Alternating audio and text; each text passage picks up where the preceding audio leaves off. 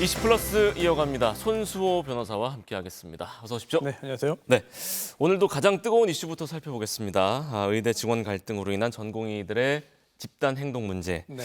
전국 전공의가 한 13,000명 정도 되거든요. 오늘 보건복지부가 발표를 했어요. 전국 전공의의 71%가 사직서를 제출했습니다. 8,800여 명. 앞서 830여 명에게는 이미 업무 개시 명령을 발령했고 추가로 5,300여 명에게 발령해서 6,000명이 넘었는데 이 명령은 어떤 기준과 근거로 내려지는 건가요?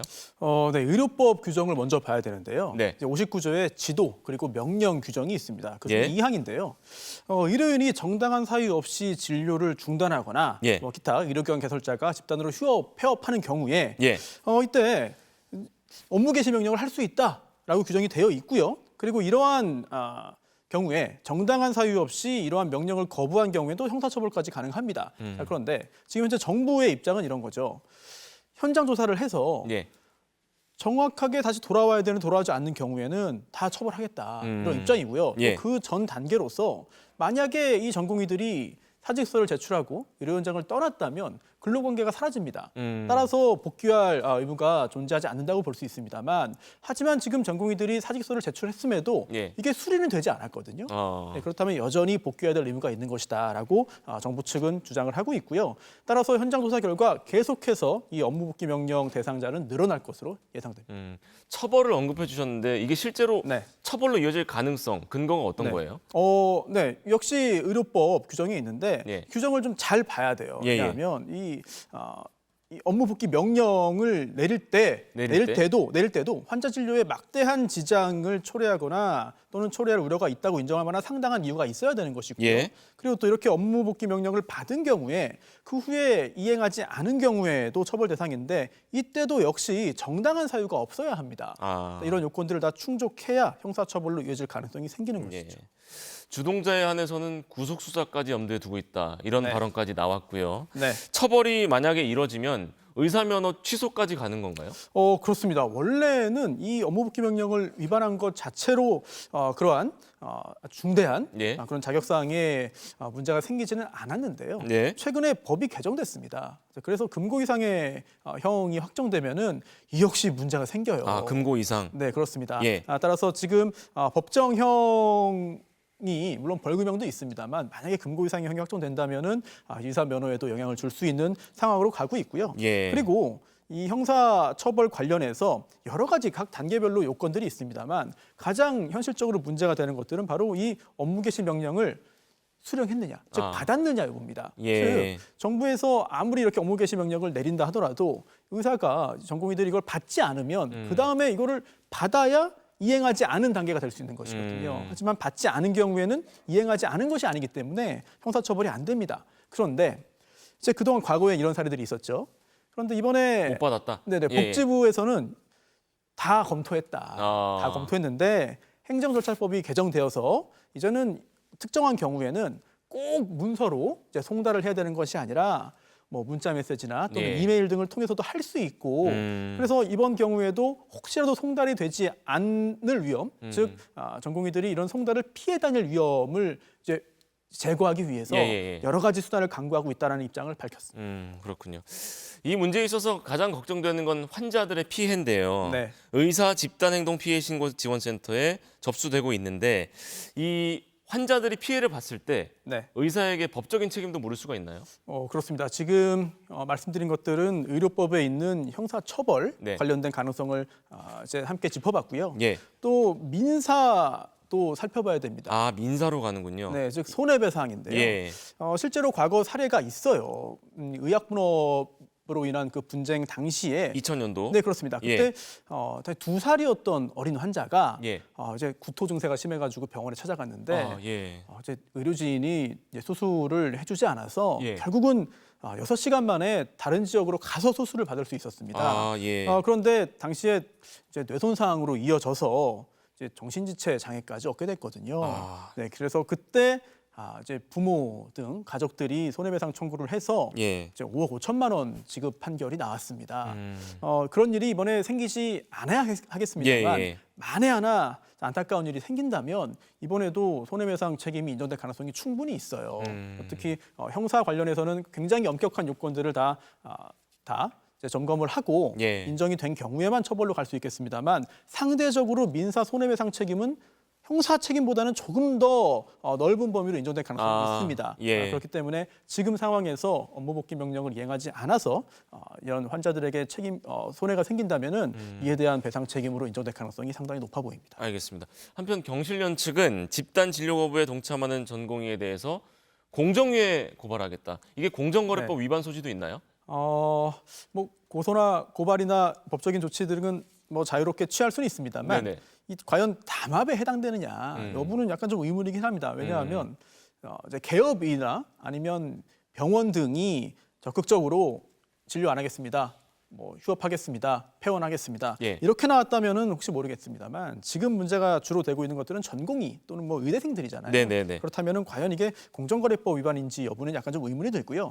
다만 어떤 문제 의식으로 이런 조치를 취하는지는 뭐 이해할 수 있겠습니다. 예. 그리고 과거 사례를 보면은 이 공정거래법 위반뿐만 아니라 업무방해 등으로 유죄 판결 여부가 논란이 됐던 경우가 있거든요. 예. 근데 그때도 결과가 좀 나뉘었어요. 그래서 어떤 경우는 처벌이 되고 어떤 경우는 처벌을 피했는데 예. 자발적으로 다 개별적인 의사들이 자발적으로 저는 안 하겠습니다라고 결정을 했다면 이때는 문제가 안 됐는데 네. 다만 의약분업 당시에는 유죄 판결이 나왔습니다. 그러니까 왜냐하면 그때 이제 의협 회원들에게 회원 권리 관련해서 이거 뭐 권리 정지 등의 어떤 불이익을 불이익을 고지하고 일종의 뭐 강요에 유사한 행동들을 했다는 것이죠. 예. 그렇기 때문에 자신의 판단에 의해서 한 것이 아니라 결국은 어쩔 수 없이 이끌려갔다. 이런 부분에 있어서는 문제가 된 적이 있기 때문에 이번에도 의사 측에서는 각 전공의 등의 개별적인 판단이라는 부분을 계속해서 강조하고 있습니다. 알겠습니다. 2000년, 2014년, 2020년 세 번의 의료 파업이 있었는데 앞서 말씀하신 의료 분업은 의약 분업은 2000년도였고 그때는 위반으로 넘겨졌다는 내용이었고요. 의료계 집단 행동을 막는 거는 집회 결사, 또 직업의 자유 이런 기본권을 침해하는 게 아니냐 이런 주장도 있습니다. 맞습니다. 그런 부분도 반드시 잘 짚어봐야 되는 것이고요. 저희가 지금 형사처벌 등등을 이제 먼저 살펴봤는데 예. 전제가 있어요. 지금 의료법에 그런 처벌 규정이 있습니다만 설령 그 요건들을 갖춘다 하더라도 예. 그 의료법 규정 자체가 위헌이라면 형사처벌을 할 수 없는 것이거든요. 예. 그래서 조금 전에 진행자께서 짚어주신 기본권을 침해하기 때문에 아예 효력이 없다. 라는 헌법재판소의 판단이 나온다면 처벌할 수 없습니다. 그리고 또 그뿐만 아니라 조금 전에 계속 말씀드린 대로 뭐 정당한 이유, 상당한 이유 이런 것들이 있잖아요. 과연 구체적으로 무엇을 말하는지 이게 좀 명확하지 않다. 예. 이렇게 명확성 원칙을 위반하기 때문에 헌법에 반한다는 판단이 나온다면 이 역시 처벌할 수 없습니다. 자, 그런데 이 업무복귀 명령이 그 대상이 예? 의사만 있는 건 아니에요. 그래서 기억하실 겁니다. 몇 년 전에 이제 화물연대 파업 당시에도 이 화물 운송의 경우에도 업무복귀 명령이 있었거든요. 있었죠. 네. 그런데 그 당시에 그 명령에 대한 취소 소송을 제기했고 지금 현재 재판 진행 중입니다. 그리고 역시 비슷한 주장들을 하고 있거든요. 따라서 그 재판 행정소송입니다만 그 재판 과정에서 역시 헌법재판소로 또 갈 수 있기 때문에 어떠한 판단이 나오는지에 따라서 상당히 많이 달라질 것으로 보입니다. 알겠습니다. 축구 이야기로 넘어가 볼게요. 저는 매주 지금도 겨울에도 공을 차요. 그 정도로 축구 광인데 저 같은 축구 팬들은 네네. 아시안컵 이후에 계속 싱숭생숭했어요. 예. 다행히도 오늘 아침에 앞서 리포트로 전해드렸습니다만 이강인, 손흥민 선수가 어깨 동무하는 사진이 나와서 위안이 되긴 하는데 아직 여파는 계속되고 있습니다. 네, 클린스만 감독, 정몽규 회장 수사로까지 이어진다고요? 그렇습니다. 고소 고발이 이어졌고 그리고 또 지금 경찰서에서 이제 경찰이 좀 수사에 착수했다고 하는데 그런데 이 역시 어떤 부분을 문제 제기하는지는 알겠습니다만 실제로 정몽규 회장에 대한 처벌로 이어질 가능성은 그리 높아 보이지는 않습니다. 지금 현재 문제 삼고 있는 것들이 첫 번째로는 강요죄인데요. 강요죄. 하지만 강요죄는 뭐 강권했다고 해서 다 성립하는 것이 아니라 폭행 협박이 있어야 됩니다. 그런데 과연 그럴 가능성은 커 보이지는 않고요. 없죠. 네, 그리고 또 두 번째로는 이 업무 방해인데요. 업무 방해, 축구협회의 업무를 방해했다는 취지인 것 같습니다. 자, 그런데 이 업무 방해 역시 허위 사실 유포나 기타 위계, 속임수 아니면 위력을 행사해야만 성립하는 범죄입니다. 예. 따라서 이 역시 가능성이 커 보이진 않아요. 그리고 마지막으로 또 제기되고 있는 것이 바로 업무상 배임인데요. 배임. 이 배임죄는 재산 범죄입니다. 예. 따라서 어떤 임무를 제대로 수행해야 되는데 이제 타인의 사무를 수행하는 자가 정보계정도 포함될 수 있습니다. 예. 네. 그런데 이제 제대로 수행하지 않았기 때문에 이제 다른 사람에게는 이익을 주고 또한 자기가 사무를 수행하는 곳에는 또 손해를 줘야 되는데 과연 그게 인정될 수 있을 것이냐. 이 부분에 대해서는 약간 좀 의문이 들고요. 예. 다만 변수가 하나 있습니다. 뭐죠? 바로 클린스만 전 감독의 언론 인터뷰 내용인데요. 외신. 네, 그렇습니다. 그러니까 농담을 던졌는데 네. 정몽규 회장이 받았다. 이건 정몽규 네. 회장의 입장과 배치되잖아요. 그렇습니다. 나는 감독 선임 절차를 제대로 밟았다. 네. 이거였잖아요. 그렇죠. 이전 벤투 감독 등의 선임 절차와 다르지 않은 네네네. 정상적인 절차를 거쳤다고 본인이 직접 말을 했습니다. 기자들 앞에서. 그랬죠. 만약 그렇다면 여러 가지 의혹이 있고 아쉬운 점이 있지만 뭐 적어도 법적인 절차로 넘어갈 가능성은 거의 없다고 보는 것이 맞죠. 하지만 클린스만 감독이 다른 이야기를 했어요. 그래서 농담 삼아 던졌는데 이거를 정몽규 회장이 진지하게 받아 들어가지고 여러 가지 절차를 무시하고 만약에 회장의 권한으로 인해서 절차를 건너뛰고 했다면 밀어붙였다면 이 부분은 또 약간 다른 상황이 벌어질 수도 있겠죠. 그 인터뷰가 법적인 절차와 연관이 있을 수도 있겠군요. 그래서 수사를 해봐야겠습니다만 볼 것도 없다. 이거는 법적으로는 아무런 문제가 없다라고 하기보다는 이제는 좀 더 파볼 부분이 생긴 것이고요. 알겠습니다. 그리고 형사뿐만 아니라 징계에 관련된 이런 것들까지 영향을 줄 수 있겠죠. 네. 다음 주제는 이재명 대표입니다. 연초에 이재명 민주당 대표를 흉기로 찌른 60대 습격범. 어제 첫 재판이 열렸거든요. 네. 새로 공개된 내용이 있을까요? 그렇습니다. 범행 사실은 다 자백을 했습니다. 다 예. 인정을 했고요. 어제 공판 준비일이 열렸는데 원래 피고인이 나올 필요는 없습니다. 의무는 아닌데 어제 본인이 나온다고. 네, 나왔습니다. 예. 나와서 적극적으로 이야기를 했고요.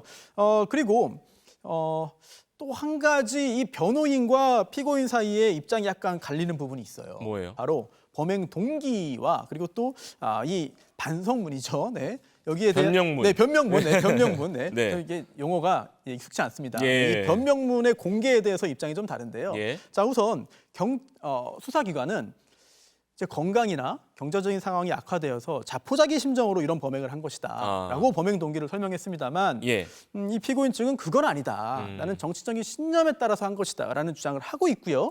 이 부분에 대한 다툼이 있을 것으로 보입니다. 예. 그리고 이러한 범행 동기 관련해서 이 변명문의 공개인데요. 본인이 공개를 네. 오히려 요청하더라고요. 그렇습니다. 이 피고인 본인은 나는 이거 알리고 싶다, 공개해달라라고 이야기를 합니다만 예. 변호인의 판단은 다른 것 같습니다. 그래서 변호인은 이런 피고인이 그렇게 공개를 원합니다만 이제 부탁을 들어주지 않았고요. 이제 가족 등에게도 피해가 갈 수 있기 때문에 이건 안 된다라는 입장인데 사실 피고인 본인이 공개를 원한다면 꼭 변호인을 통하지 않더라도 네, 다른 방법을 통해서 할 있죠. 수는 있습니다. 예. 하지만 아직까지 공개적으로 공개되지 않았습니다.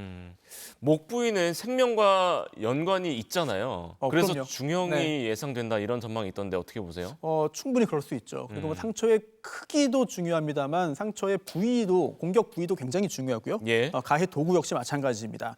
그리고 지금 범행 사실 자체는 지금 인정하고 있습니다만 동기 등을 비롯해서 본인을 계속해서 정당화하는 입장을 보이고 있거든요. 그렇다면 진지한 반성으로 인정될 수가 없겠죠. 예. 그리고 피해자인 이재명 대표의 입장이 어떠한지 선처를 하는지 아니면 강한 처벌을 요구하는지 그리고 이 둘 사이에 어떤 이야기들이 앞으로 오갈지 등등까지 형량에는 영향을 줄 것으로 보입니다. 네, 한 가지만 짧게 짚어보고 마칠게요. 방송통신심의위원회가 이른바 바이든 날리면 보도에 대해서 저희 MBC의 최고 수위 과징금 부과를 결정했는데 MBC는 항소한다는 방침이거든요. 네네. 앞으로 남은 쟁점 짚어주실까요? 네, 이 과징금 부과 결정과 또 이 정정보도 소송은 또 별개죠. 그래서 지금 예. 정정보도 소송 관련해서 항소심 절차가 진행 중인데 예.